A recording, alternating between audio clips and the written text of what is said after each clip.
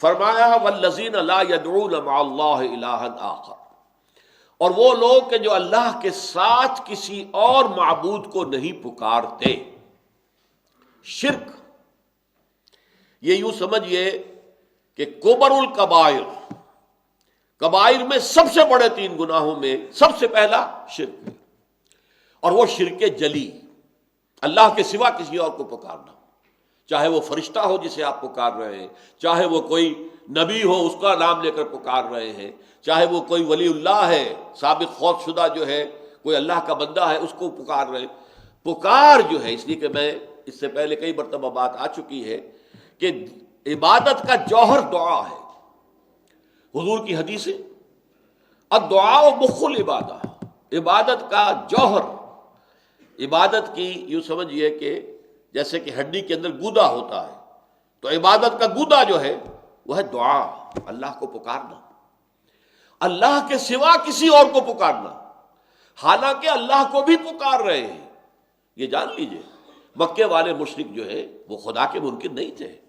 دعائیں کرتے تھے، اللہم اللہم اللہم اللہم اللہم، دعائیں کرتے تھے، اللہ کو پکارتے تھے۔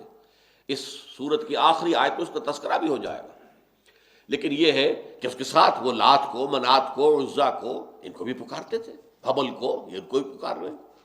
تو یہ ہے در حقیقت جو شرک جلی ہے، جو بالکل نمایاں ہے، ننگا عریاں شرک، اس میں یہ ہے کہ اہم ترین شرک یہ لوگ والذین لا یدعون مع اللہ الہا آخر، وہ موحد ہوتے ہیں مکمل، وہ نہیں پکارتے اللہ کے ساتھ۔ یہی بات سورہ جن میں آئی ہے، ان المساجد للہ فلا تدعوا مع اللہ احدا۔ یہ ساری مسجدیں جو ہے، اور مسجد سے مراد 2 لیے گئے ہیں، ایک تو مسجد جہاں سجدہ کیا جاتا ہے، ایک مسجد ہمارے وہ اعضاء ہیں جن پر کہ ہم سجدہ کرتے ہیں، پیشانی ٹکائی ہے ہم نے زمین پر، ناک لگائی ہے زمین سے، اپنے ہاتھ رکھے ہیں زمین پر، اپنے پیر رکھے ہیں زمین پر، گھٹنے ٹکائے ہیں زمین پر، یہ ہمارے اعضاء جو ہے یہ بھی مساجد ہیں، یہ سجدے کی جگہیں ہیں کہ جب یہ زمین سے ٹچ ہوتی ہے تو سجدہ ہوتا ہے۔ ان المساجد للہ، تو مسجدیں جو ہیں اللہ کی عبادت کے لیے جو گھر بنائے گئے وہ بھی اللہ کے لیے ہیں، اللہ کے ہیں، اور یہ اللہ نے جو اعضاء تمہیں دیے جن سے تم سجدہ کرتے ہو یہ بھی اللہ کے عطا کرتا ہے۔ ان المساجد للہ فلا تدعوا مع اللہ احدا، تو دیکھو اللہ کو پکارنے کے ساتھ کسی اور کو نہ پکار بیٹھنا۔ یہ دعا لغیر اللہ کسی شکل میں، جو ہم سورہ فاتحہ میں پڑھ چکے ہیں، ایاک نعبد و ایاک نستعین، جو مرکزی آیت ہے سورہ مبارکہ کی، سورہ فاتحہ کی 3 آیتیں پہلے ہیں، الحمدللہ رب العالمین الرحمن الرحیم مالک یوم الدین، یہ اللہ کی حمد و ثنا کی آیتیں ہیں۔ ایاک نعبد و ایاک نستعین، یہ قول و قرار ہے، یہ میثاق ہے، یہ معاہدہ ہے، ان اللہ کان مسئولا، اس کے بارے میں پوری باز پرس ہوگی۔ اے اللہ ہم صرف تیری ہی بندگی کرتے ہیں اور کریں گے، اور اے اللہ ہم صرف تجھ ہی سے مدد چاہتے ہیں اور چاہیں گے۔ استعانت، استغاثہ، استمداد، استدعاء، یہ سارے باب استفعال کے الفاظ جو ہیں یہ سب خالص ہیں اللہ کے لیے، کوئی غوث نہیں ہے اللہ کے سوا، صرف وہی ہے، یا غیاث المستغیثین، غوث وہی ہے، کوئی غوث نہیں،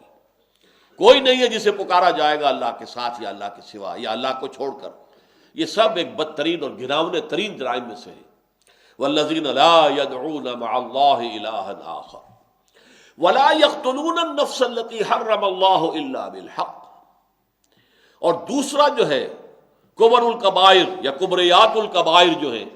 یعنی کبیرہ گناہوں میں بڑے، سب سے بڑے گناہوں میں دوسرے نمبر پر ہے قتل ناحق،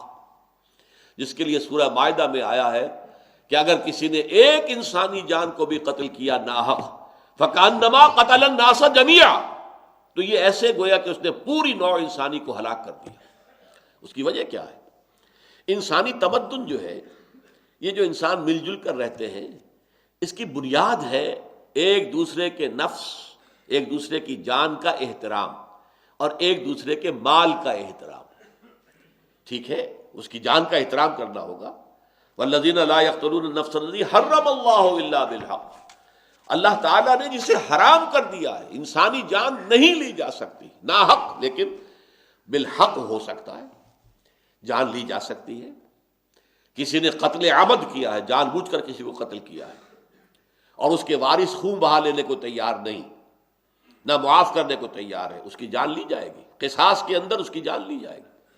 قتل ناحق کی سزا ہے، کسی شادی شدہ مرد یا عورت نے زنا کیا ہے اس کو رجم کیا جائے گا، قتل کی بدترین شکل جو ہے پتھر مار مار کر جو ہے اسے ختم کر کیا جائے گا۔ اسلامی ریاست میں کوئی شخص مرتد ہو جائے، اسلام چھوڑ کر کوئی اور مذہب قبول کر لے، اسے قتل کیا جائے گا۔ یہ بھی شریعت اسلامی کے اندر حدود کے اندر شامل ہے۔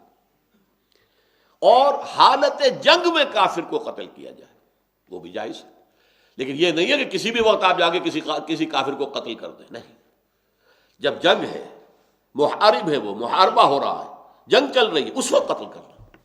تو اس اعتبار سے یہ چار چیزیں ہیں جس کو حدیث میں آیا ہے، ان چار کے سوا اگر کسی بھی سبب سے انسان کو قتل کیا گیا تو یہ بہت بڑا گناہ ہے، بہت بڑا گناہ ہے۔ یہ گناہوں میں جو تین ٹاپ کے گناہ یہاں پر بیان کیے جا رہے ہیں ان میں نمبر 2 پر ہے والذین لا يدعون مع اللہ الہا آخر، یہ پہلا، ولا يقتلون النفس التي حرم اللہ الا بالحق، اور نہ ہی وہ قتل کرتے ہیں کسی جان کو جسے اللہ نے محترم ٹھہرایا۔ انسانی جان کا احترام، انسانی جان محترم ہے، کافر کی بھی، الا یہ کہ حرب ہو، جنگ ہو، اور اس میں وہ حربی کافر جو ہے اس کو مارا جائے۔ عام حالات میں آپ کے ملک کے اندر ذمی اگر ہے اس کا قتل اتنا ہی بڑا جرم ہے جتنا کسی مسلمان کا قتل کرنا جرم ہے، آپ کسی کو قتل نہیں کر سکتے۔ ولا یزنون، ان کبریات الکبائر یا کبر الکبائر میں سے تیسرا ہے زنا۔ یہ زنا بھی انسان کی در حقیقت جو عائلی زندگی ہے اس کو تباہ و برباد کر دیتا، اس کے اندر سے عصمت و عفت کے سارے تصورات ختم کر دینا۔ پھر شوہروں کو بیویوں پر اعتماد نہیں رہے گا، جس معاشرے کے اندر یہ چیز عام ہو جائے، نہ بیویوں کو شوہروں پر اعتماد ہوگا کہ یہ جب جاتے ہیں باہر کیا کرتے ہیں ہمیں کیا پتہ، اور یہ کہ جب شوہر باہر گئے ہیں بیویاں پیچھے کیا کرتی ہیں کیا پتہ۔ اس عدم اعتماد کی فضا میں جو اولاد پروان چڑھتی ہے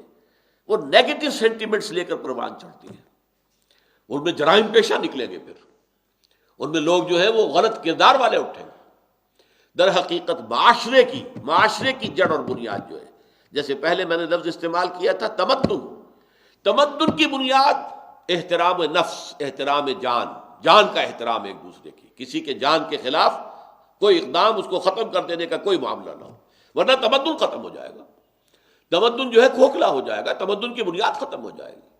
اور ہمارے معاشرے میں آپ دیکھ رہے ہیں کہ قتل جو ہے جتنا عام ہو گیا ہے، جیسے کہ مچھر مسل دیا ایسے انسان کو قتل کر دیا، وہ احترام جان جو ہے وہ ختم ہو چکا ہے معاشرے کے اندر۔ اور دوسرا ولا یزنون، وہ زنا نہیں کرتے۔ یہ جو ان کا معاملہ، جیسے کہ ہم نے دیکھا تھا سورہ مومنون میں بھی اور سورہ معارج میں بھی، دونوں جگہ پر ایگزیکٹلی وہی الفاظ آئے تھے، والذین هم لفروجہم حافظون الا علی ازواجہم او ما ملکت ایمانہم فانہم غیر ملومین فمن ابتغى وراء ذلك فاولئک هم العادون۔ وہ لوگ کہ جو اپنی جو شرمگاہیں ہیں ان کی حفاظت کرتے ہیں، سوائے اپنی بیویوں کے یا جو بھی ان کی جائز و قانونی اعتبار سے صحیح باندیاں ہیں ان کے۔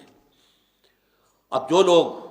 اس سے باہر اگر جاتے ہیں، اگر صرف اپنی بیویوں کا اور اپنی باندیوں کا معاملہ ہے تو ٹھیک ہے، اس میں قطعاً کوئی برائی نہیں، یہ کوئی شر نہیں ہے۔ Sex is not even in itself, یہ انسانی تمدن کی بنیاد ہے، یہی شادی بیاہ ہے جس سے کہ نسل چلتی ہے اور یہ تمدن کی گاڑی چل رہی ہے۔ لیکن یہ کہ تیسری بات یہ فمن ابتغى وراء ذلك، اس کے سوا اگر کوئی کام کریں گے، اور اس میں کام بہت سے ہو سکتے ہیں، اس کے درجے بدرجہ اس کا گناہ جو ہے چھوٹا یا بڑا ہوگا، فاولئک هم العادون، تو وہ حد سے تجاوز کرنے والے ہیں۔ تو یہاں پر بھی تیسرا جو گناہ آیا ہے جو سب سے بڑے گناہوں میں سے، وہ یزنون، اور نہ وہ زنا کرتے ہیں۔ اب دیکھیے فرمایا وَمَن يَفْعَلْ ذَلِكَ يَلْقَ أَثَامًا، جو کوئی بھی یہ کام کرے گا، شرک کرے گا، اللہ کے ساتھ کسی اور کو پکارے گا، قتل ناحق کرے گا، زنا کرے گا، اسے اس کی پاداش لازماً بھگتنی ہوگی۔ یہ گناہ از خود معاف نہیں ہوتے، ان کے لیے آگے آ جائے گا، توبہ کا دروازہ تو کھلا ہے، لیکن یہ خود بخود زائل نہیں ہوں گے، ختم نہیں ہوں گے۔ یلقا اسامہ، وہ اس کی پاداش، اسامہ اسم کا جو نتیجہ نکلنا چاہیے، اسم گناہ کو کہتے ہیں، یہ گناہ ہے تو ان گناہوں کی جو پاداش ہے وہ انہیں مل کر رہے گی۔